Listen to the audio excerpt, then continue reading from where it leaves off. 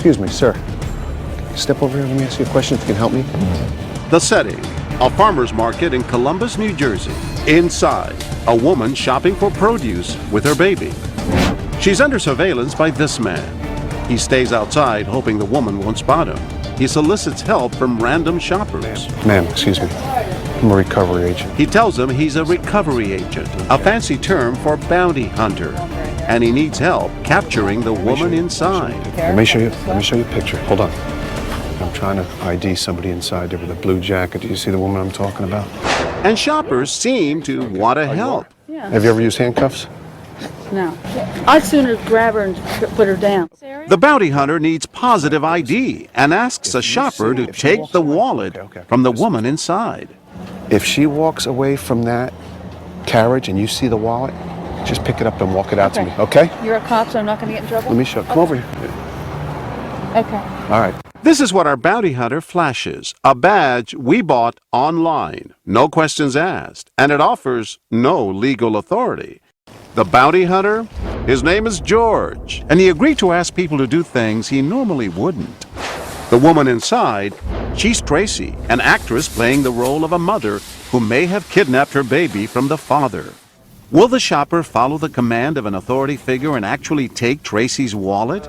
She goes inside the fruit stand, and when Tracy turns her back, she swipes her wallet and brings it back to the man with the badge. Now, why in the world would anyone follow the orders of a stranger? I said, I'll take her down. I'll just throw her down. What's the lesson? Did you learn something here? Yeah. The bad lesson is, showed me a badge that anybody can buy. And almost anybody can be duped. The idea for testing the power of an authority figure came from a shocking true story. An assistant manager at a McDonald's received a call from a man claiming to be a police officer. He told the manager to strip search a young employee who he said had stolen a purse. The manager never questioned the man's identity and blindly obeyed. And it didn't stop there. The caller told another person at the restaurant to make the naked employee do jumping jacks. She was spanked and told to perform sexual acts. Turns out the call was a vicious hoax, a horrid example of failing to question authority. Back in New Jersey, would shoppers question our authority figure? Ma'am, excuse me. Can I talk to you for a minute? I'm working a fugitive job right here. He's about to ask this woman to drug and sedate our fugitive. What I'm going to ask you to do, just put this in there, and what I'm going to try to do is switch the soda on her. This will slow her down a little bit. You're going to slap her a Mickey, aren't you? Well, it's basically slows her down. If she gets up, would you be comfortable just dropping this in there? It's outrageous. Will June perform this illegal act? When our actress turns her back, she sneaks in and drops the pill right into Tracy's soda. You actually put the pill in her drink? Yes, I did. He showed me a federal agent badge. So, what am I supposed to think? If I don't, then what? But June, you didn't know this for sure. No, I didn't. What if you harmed this poor woman? Then I guess that would be on my head, too. Luckily for June's conscience and our actress, the Mickey was just some candy that we bought a few minutes earlier. How likely is it for us to listen to someone simply because they seem authoritative? Yeah, I guess I'm a sucker. But also sucked into our plot is this next woman, Crystal. Somebody who kidnapped a child right inside this office right here. Mm-hmm. I want you to go in just real quick and ID her for me. A little talk about the baby being kidnapped, and then George asks Crystal to do a little kidnapping herself. Our baby isn't real, but Crystal doesn't know that. Okay, what you're going to do is walk back inside the produce area, push the carriage straight to me. Okay. Okay? Without ever questioning our authority figure, Crystal heads inside to look for the baby. She locates the stroller, waits for an opportunity, and then she pushes it right out to George, who's waiting in the parking lot. We were stunned. Walk fast, walk fast. Ma'am, what are you doing? Walk fast, Excuse walk fast, me? walk fast. Don't turn around, don't turn around. Excuse me, what are you doing? That's my baby. Why did you take my baby? Who is that? He's a police officer. He showed me his badge. You know for sure he's a police officer? Only now does Crystal realize she might have been duped, becoming perhaps an accomplice to a kidnapping. You have no right to take my baby. Crystal defends her actions. Her thoughts, she says, were with the baby. My sister has an infant, and I think it was just something that was really close to my heart, you know, and I was thinking about how bad I would have felt if someone had taken my sister's baby. Experts say empathy often determines whether people will act. And that's definitely true with this man. Chris Blackman is a father of a 6-month-old.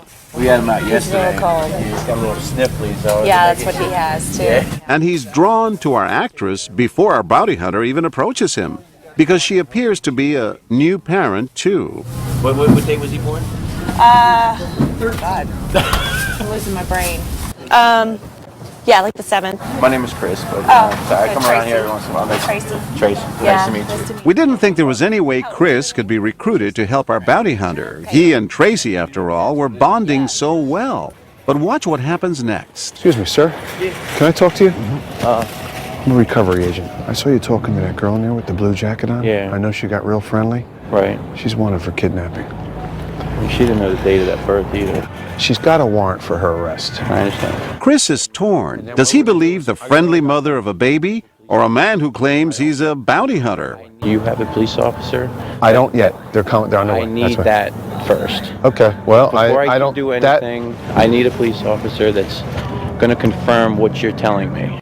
Of the 22 shoppers we confronted, Chris is the only one who really questions our authority figure.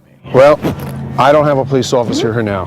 This is making me a little nervous. Okay. I want to help you out. Okay, well, but I don't wanna, I'm not asking you to do I don't anything with the wanna baby. Chris is conflicted and ultimately compromises. He refuses to take the baby, but he agrees to block Tracy while George pushes the stroller away. If she comes, just don't let her come towards me. Put it in the bed. I know, that's okay. If she comes, just don't come towards me. Where is my baby? Excuse me, ma'am. What? Can I ask you a question? Move! Please, can I ask you Move! a No, question? why? Ma'am? No. Where'd he go? Why did you sit there? Why did you do that? Sir, it's okay. Having a fit. Listen to me. Listen, I'm dying. relax. I'm dying right now. This is not real. It's a TV show. Didn't mean to shake you up that way. Wow, it's part of a show called What Would You Do? And the question is, you're torn. I'm so sorry. I just had a baby. In the heat of the moment, Chris followed his head by asking lots of smart questions, but also followed his heart, trying to protect the baby. Anyone can get a badge, right? Exactly. And you see how many false IDs there could be, fake IDs. Man, my heart still races. Sorry. That's all right. I just pictured myself, you know, if I was the father sitting at home, wondering where their child would have been or where he is. Now I gotta go home. You're gonna go hug your child, Yes, huh? absolutely. That's great.